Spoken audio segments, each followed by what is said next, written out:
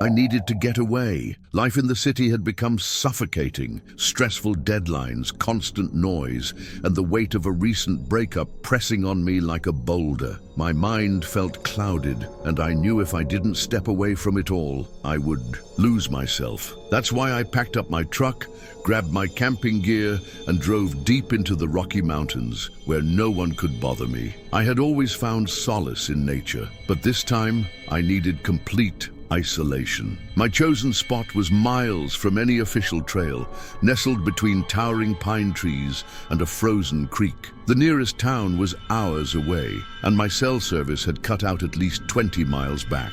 Perfect. I wanted silence, and I had found it. The first day was peaceful, almost therapeutic. I set up my tent, built a fire, and spent the afternoon hiking through untouched snow. The cold air was crisp, refreshing, exactly what I needed. For the first time in months, I could breathe. I could think. As the sun dipped behind the mountains, painting the sky in shades of orange and violet, I cooked a simple meal over the fire, stretched out on a log, and watched the flames flicker against the night. The forest around me was eerily quiet, aside from the occasional rustling of trees in the wind. I had camped alone before, but something about this night felt different. The stillness was unnatural. I shrugged it off, blaming my overactive imagination, and climbed into my tent. Then, as I was settling into my sleeping bag, my phone buzzed. I froze. There was no service out here, no Wi-Fi. I shouldn't be getting any messages. Slowly, I reached for my phone, my pulse already picking up. One new message. The sender, unknown number. Nice spot you picked. My breath caught in my throat. I sat up, my skin prickling with unease. The message was short, casual even, but there was something deeply unsettling about it. Someone had to be nearby to send that, but that didn't make sense.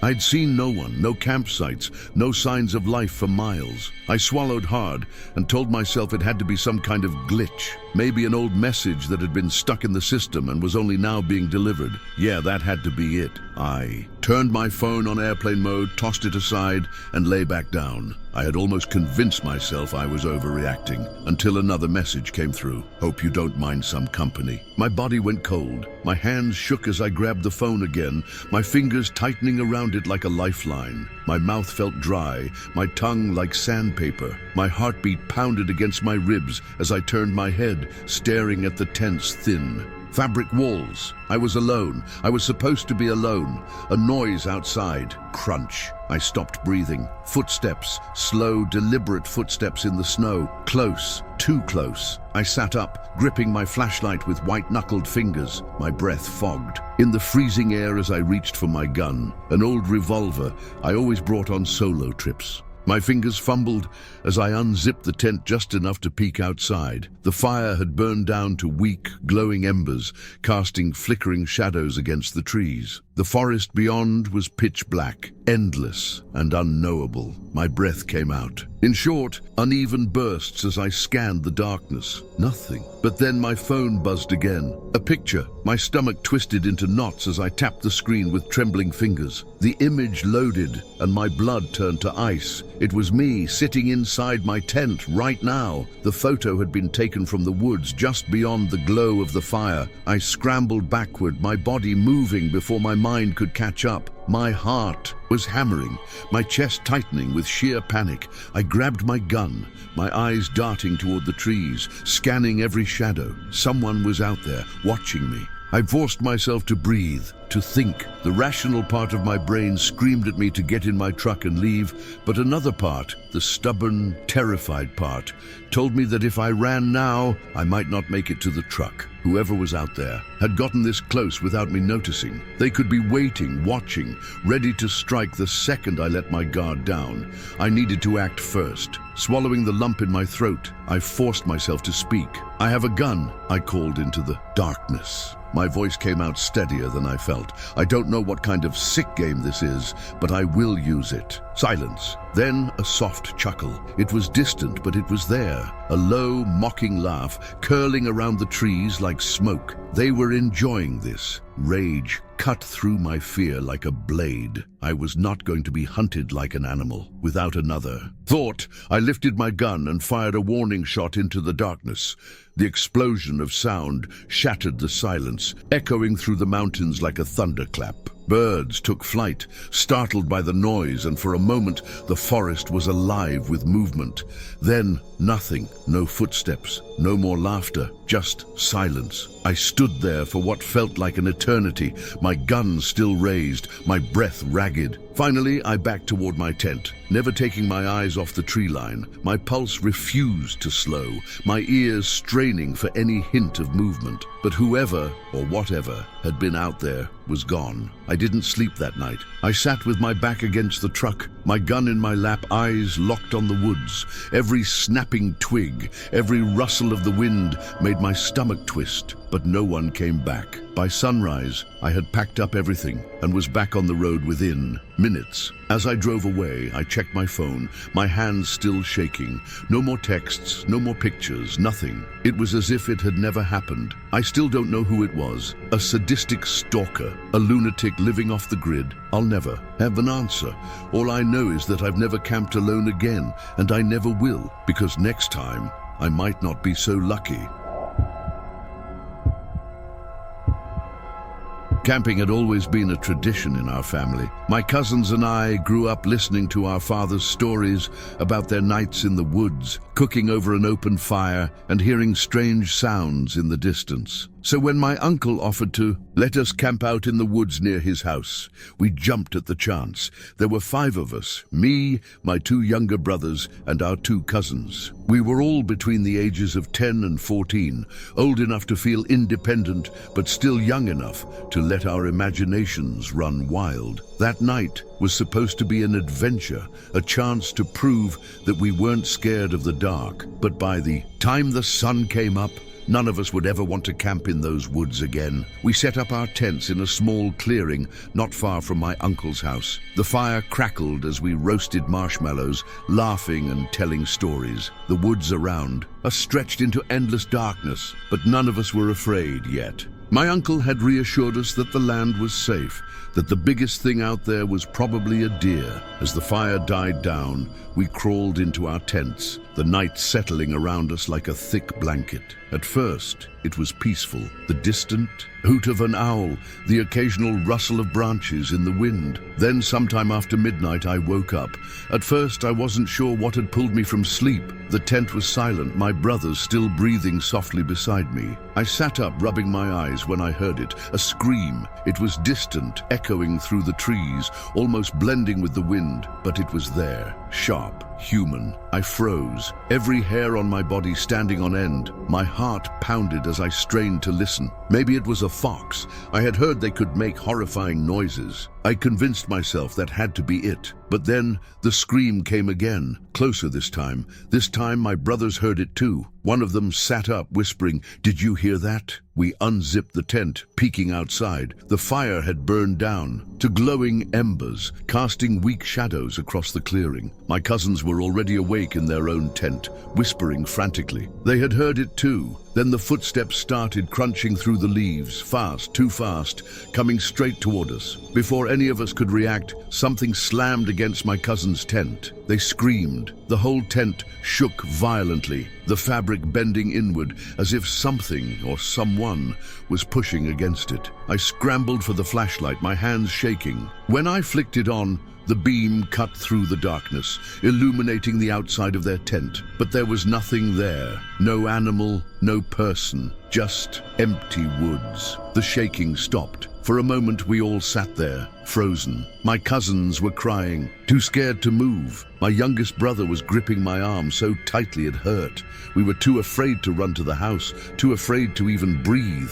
Then the final scream came, right outside our tent. It was loud, piercing, not human. Something was standing right outside, screaming directly at us. That was enough. We bolted from the tent, running as fast as our legs could carry us toward my uncle's house. The moment we broke into the clearing, the noise stopped. The front door burst open and my uncle and father came rushing out, flashlights in hand. We were hysterical, shouting over each other, trying to explain what had happened. They didn't hesitate. Both men grabbed their rifles and marched into the woods, determined to find whoever had been out there. They found nothing, no footprints, no signs of anyone, human or animal, having been near our tents. The only thing they noticed was the lingering smell of something rotten hanging in the air. We never camped there again. Even now, years later, none of us can explain what we experienced that night. But sometimes, when I think back, I remember one last thing, one detail I never told the others. As we ran from the tent, just before we reached the house, I made the mistake of looking back. For a split second, I swear I saw something standing at the edge of the trees, tall, motionless, watching, and even though I couldn't see its face, I know it was smiling.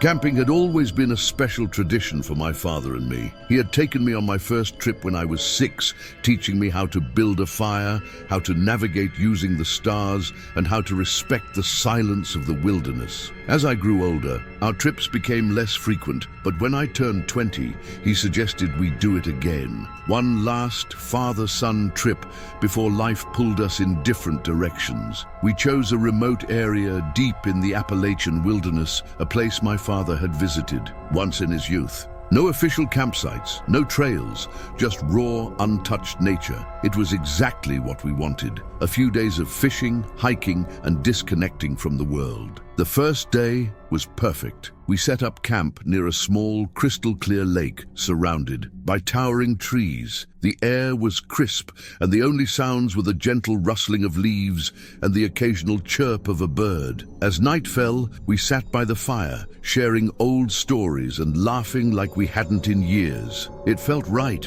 like we had stepped outside of time, back to a simpler existence. But then the atmosphere changed. It started subtly. The air felt heavier, like the pressure had shifted. The sounds of the forest, once lively and constant, went silent. No crickets, no rustling leaves, just nothing. I didn't want to admit it, but something felt wrong. My father noticed it too. He stopped mid-sentence, his eyes narrowing as he listened. "You feel that?" he asked. I nodded. We both scanned the tree line, but there was nothing there. Just darkness. We tried to ignore it, chalking it up to our imaginations, but the unease lingered. Eventually, we turned in for the night. I zipped up my sleeping bag, closed my eyes, and then it began. A loud crashing noise echoed through the trees. It sounded like something huge moving fast, snapping branches and trampling undergrowth. My eyes flew open, my breath catching in my throat. My father was already up, flashlight in hand, staring out into the blackness beyond our tent. Then came the second crash. Closer. Whatever it wasn't just passing through, it was coming toward us. My father grabbed his rifle. We didn't speak. We didn't move. We just listened. The crashing stopped, replaced by an unnatural stillness, and then the vibrations started. At first, I thought it was my own body shaking, but then I realized it wasn't just me. The ground was trembling. A deep, low hum filled the air, vibrating through my chest, rattling the tent poles. It was unlike anything I had ever heard, like a mechanical drone mixed with something organic, something alive. I wanted to run, to get in the truck and leave, but I couldn't move. Neither could my father. We were paralyzed, not out of fear, literally, unable to move. The hum grew louder, my vision blurred, my head spinning as if I were being pulled into sleep against my will. The last thing I remember was my father's wide, terrified eyes staring back at me before my mind went dark. When I woke up, the sun was rising. The fire we had built the night before was nothing but cold ash. I sat up too quickly, my head pounding. My father stirred beside me, groggy and disoriented. "What the hell was that?" he muttered, rubbing his temples. Neither of us remembered falling asleep. Our gear was exactly where we had left it, but something felt off. Our phones, both fully charged the night before, were now completely dead. The air smelled different, metallic, like burnt ozone. We didn't say much as we packed up camp. Neither of us wanted to admit how deeply disturbed we were. As we drove away, I looked back at the forest, half expecting to see something watching us. I still don't know what happened that night. A gas leak, a hallucination, something else? All I know is that whatever it was, it didn't want us to remember.